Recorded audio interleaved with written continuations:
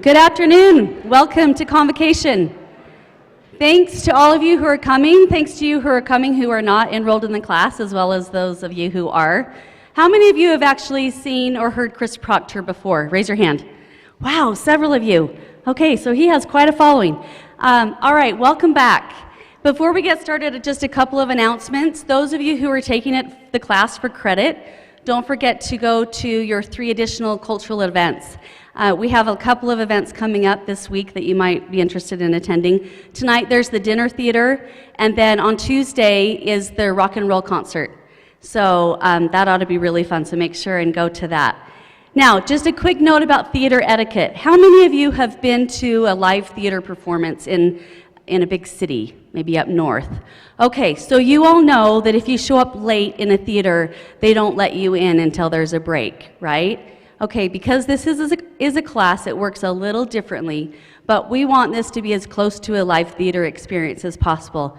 So please do your best to get here on time and stay for the remainder of the program, okay? I promise that we'll let you out on time at 1:20 so you're not late to your other classes. But we are recording this and it is live streamed, so any kind of disruption shows up on the film. So if you could help us that way, and also if everybody could take out your cell phones and please turn them off so that there's no disruption. And we don't want to see your faces lit up in a dark theater when you have that light, when that cell phone is on. Okay, now getting to the good stuff. Quick note, next week we'll have the Meet the Candidates for all of those who are running for SBA for office, so that'll be fun. Okay, so Chris Proctor, y'all know he's an acoustic guitarist. He won the U.S. National Fingerstyle Guitar Championship. He is pretty incredible. He's a nationally recognized 6 and 12 string guitarist, composer, recording artist, performer, and clinician for Taylor guitars. And he has produced several books and videos which teaches techniques for solo guitar, and he writes extensively for the Guitar Press. He currently has 10 solo CDs. We are so fortunate to welcome him back to Snow College. Please give a warm welcome to Chris Proctor.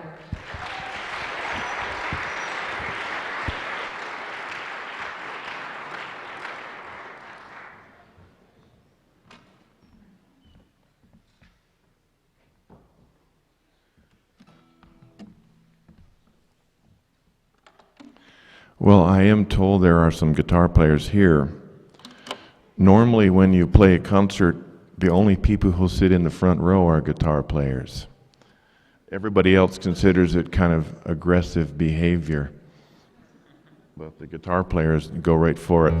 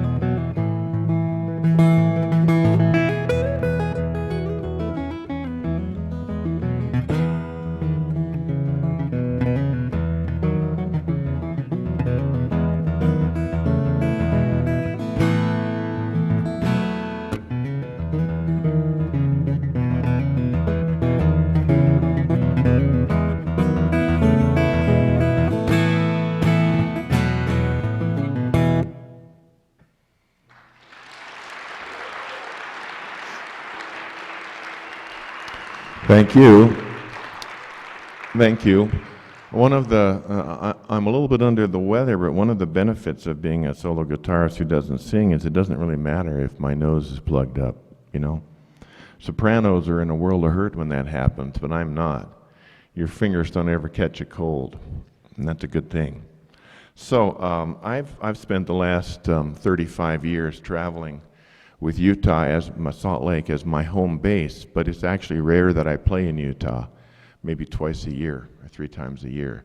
The last tour I did was all around California, and for 8 weeks, and a tour prior to that I was in Europe, in France and Germany and Austria and Italy. So it's a pleasure to be playing in my home state, and also you guys have such a wonderful facility here, which I hope you realize, and a good guitar program.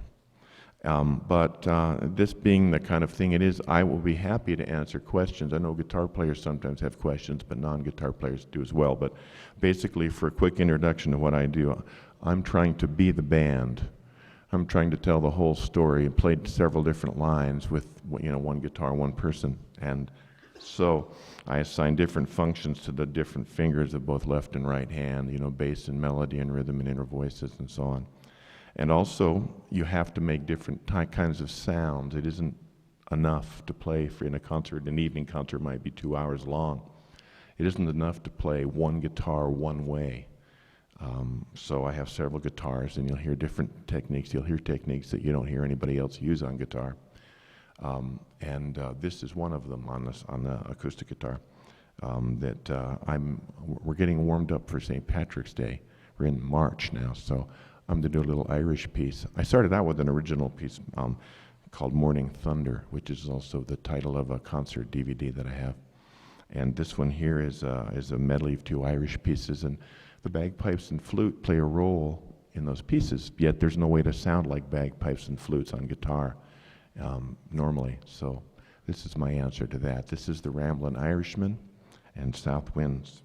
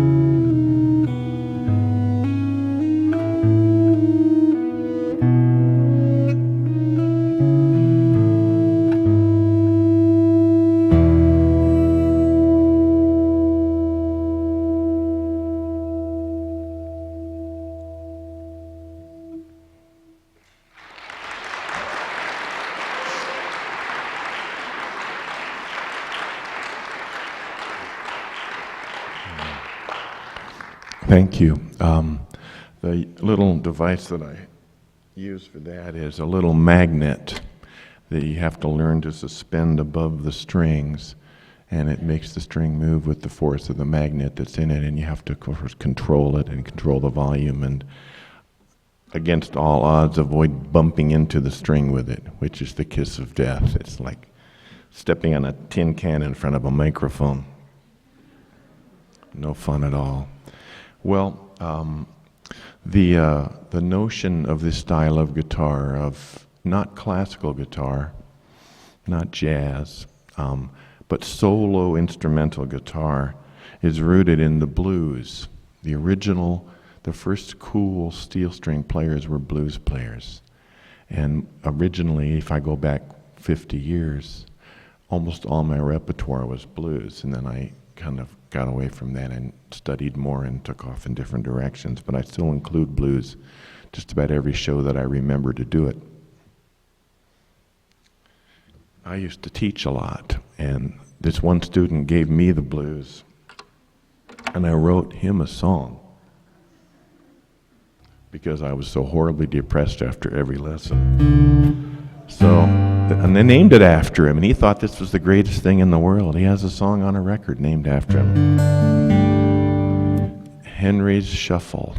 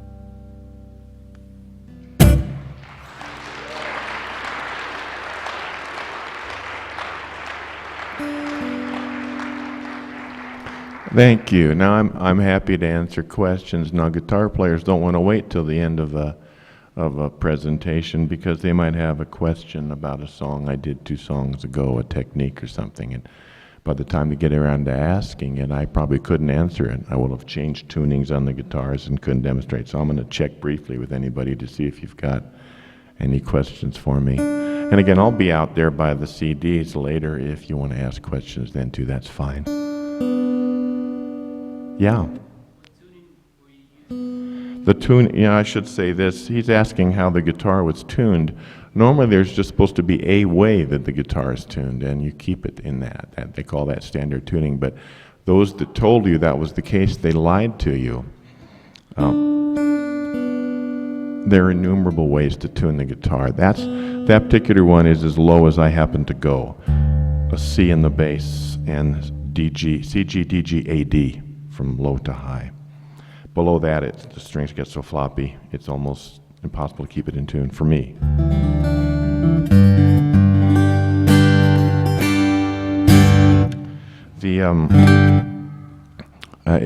If there's anybody else that is one asking a question, make sure you get halfway aggressive with your hand because I may not see you well. Yeah. Well, he's asking about this. You know, the thing on that guitar is called a capo, and what you do is clamp it on the strings, and it raises the pitch of everything, and it helps you suit maybe to somebody's voice or your own voice in a key you happen to play in, but it doesn't suit your voice or another instrument. Playing with a B-flat instrument, you don't like to play in B-flat. But this way, this is a partial one. It's only capoing some of the strings. It's basically playing an E chord with a suspended fourth. This bottom string is not capoed, although everybody always thinks it is. So it is a world in between the world of standard tuning and alternate tunings with some aspects of both.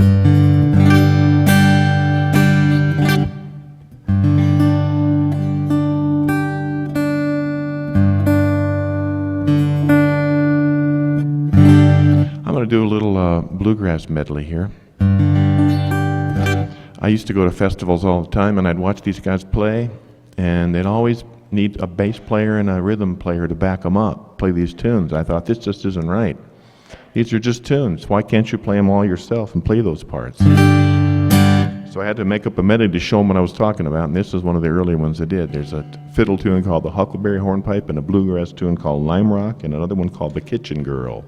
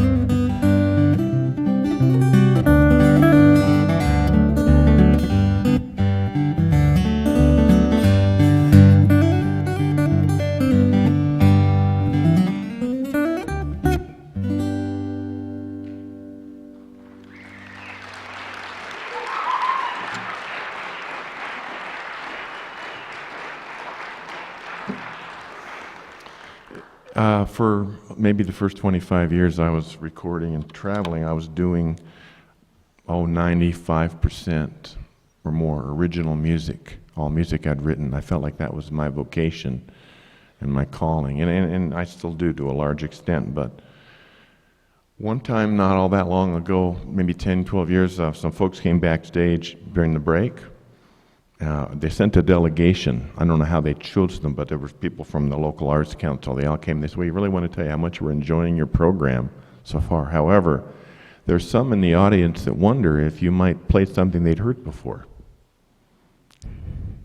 I got a big kick out of that. Just the way they put it, it was so kind, you know? And so I thought, that's reasonable. I can't do that really very well right now, but that's reasonable.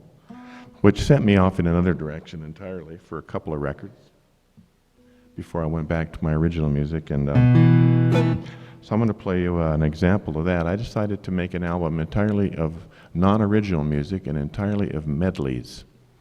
And that's my most recent. And this is one of the longer medleys they're from, in which you recognize some of these pieces I'm thinking.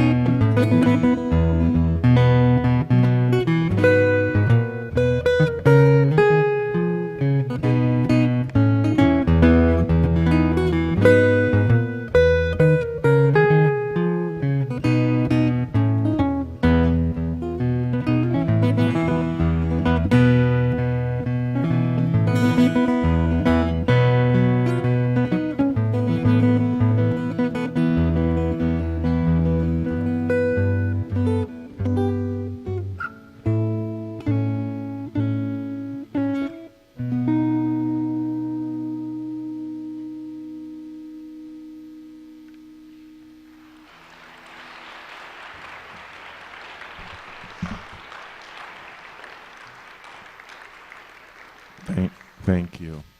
Now we have the vocal up. Are we back on the vocal? Good. Okay. Um, a couple of things there that guitar players may or may not notice, or other people don't, is that when you play, if you play piano and you have a really low bass note and you have a really high melody note, it's no stress because you have two hands. You just move them further apart. But with guitar, one hand has to do the striking of the notes, and the other hand has to do the playing, the pushing down. So one hand has to cover. If there's a note down here and a note up here, you're in a world of hurt oftentimes. And so one of the things I've done over the years is learn how to get the thumb around the front. Gives me that much more reach to play things. And I did that a little bit on that mentally. Another thing is almost like a drummer's thing that people do. Everybody can do this 1, 2, 3, 4 with their foot, and if you're clever, you can also tap out threes like this. Trip, ball, trip, or you can say it. But trying to do it on one hand is a whole other bit of business, and so a lot of times I spent some time learning how to do this as well, playing triplets with the fingers and fours with the thumb on the right hand. That's just an accident of guitar playing. Again, the piano player would be doing that with two different hands. The bass would be coming from one, and it's usually two different things with two different body parts. But those are things that lock you in your practice room for many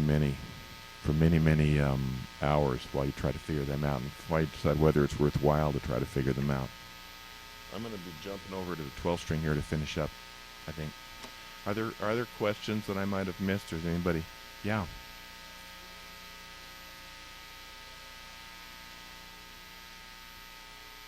Arranging pop tunes. I have to like them a lot. I have to be sort of taken by the melody or something about them, the chord changes or the melody or something. It has to, to me, hey, there you go. I knew you'd find that button eventually, JD. Maybe you guys can hear me now, huh? Good deal. So luckily it didn't happen to the guitar. The voice is kind of inconsequential in the grand scheme of things. But the number one thing, the pop tunes, I got to fall in love with them. I got to like something about them because I'm going to spend a lot of time with them. And I make a big distinction between an arrangement and a cover. To me, a cover is like the band at the local hotel is trying to sound like the original, and I'm not. I'm trying to interpret it and take it somewhere, that's unique to what I can do. I'm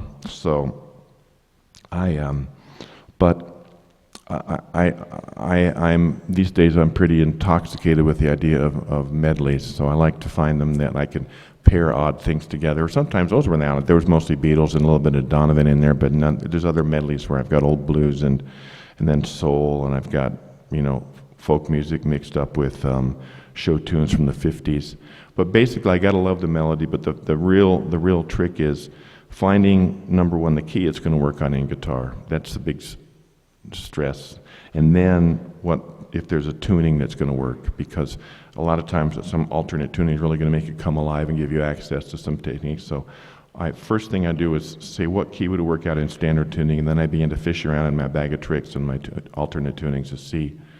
For instance, I do a version of Nights in White Satin, and I do it in specific tuning partly because when it comes to one stretch, I can play that flute solo that's a really big part of that piece with the bow, electric bow that I use, and there's no other way to do that in standard tuning, no way to do it in another arrangement. But it's kind of a puzzle. That's why you gotta like them, because you can spend a lot of time with them. That's a kind of a quickie answer. I'm sorry I can't give you a better one right now. I wrote a wedding tune many years ago and played at these folks' wedding. And then 10 years after that, I wrote them a divorce song, which I play at concerts. They weren't too interested in hearing that one, played in any formal occasion. It's called War Games.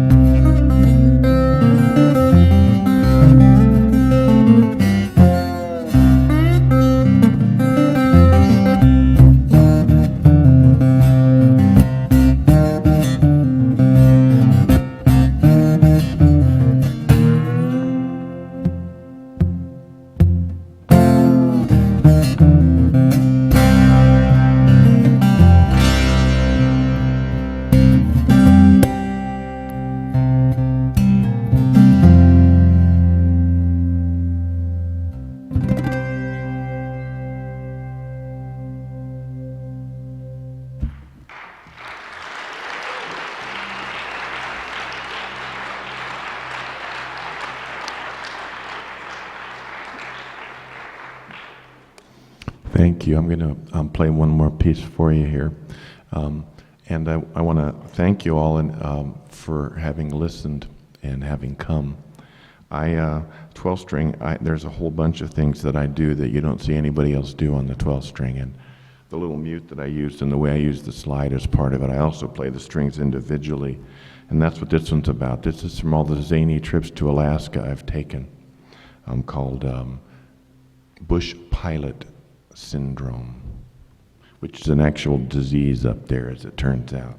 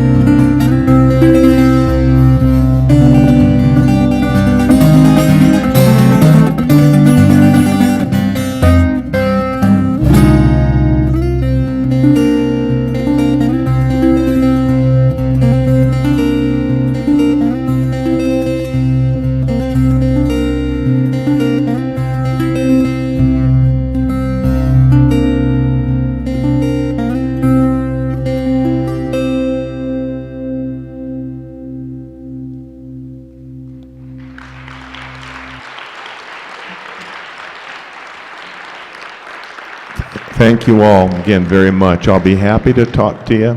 outside, answer any questions that you have. And also happy to sell CDs if you're interested. Thanks.